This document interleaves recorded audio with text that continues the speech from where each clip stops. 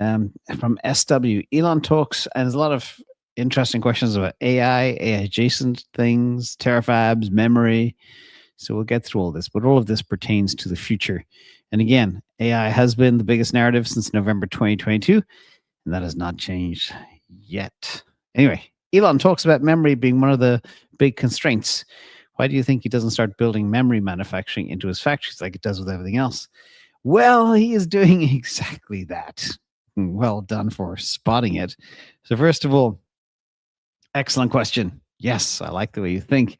And the answer is Terrafab. And Terrafab is fabulous. But basically, they are going to be building a vertically integrated semiconductor complex that will do everything. It's going to be in a place, I think, called Grimes County, Texas. It'll effectively consolidate logic, memory, advanced packaging, all under one roof at an unprecedented scale. They've already broke ground on the first mini Terrafab, where they're going to test things and start building stuff. And then they're going to go big bang into the 100 million square foot place as well. And the first phase, I think, is worth about 17 billion. The total Terrafab itself will cost approximately 128 billion. And it'll look like this, you know. It really looks incredibly futuristic. There's a freeway down the middle. This thing is absolutely huge. It's 10 times bigger than the Gigafactory in Texas, which, by the way, takes ages to walk down. I've walked it 3 times.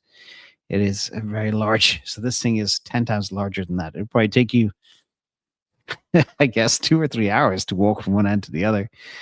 Anyway, that is what they are doing. And regarding your question regarding the bottleneck, Elon in the SpaceX earnings call, again, and the other earnings call for Tesla as well, he identified memory as the tighter bottleneck on those earnings calls. And industry data shows that output is rising only by 20% per year, but the demand is going up 200%. Think about that. The demand is 10x what they can make. And Elon figured this out 2 years ago, where he said, we got to build our own chips because nobody else will be able to build the amount of chips we need for Optimus, for space data centers, etc. And that is the cold, hard truth. So you're right there. And in-house memory is that core pillar as well, not just treating memory as an afterthought. They've also already locked up a huge amount of supply from Micron, but they are building manufacturing in-house too. And the strategy gives them captive capacity optimized specifically for what Tesla do. And remember, they optimize chips for self-driving and operating in the real world like a humanoid robot. But remember, all of this will take time to build. So don't think it's going to be up and running next year.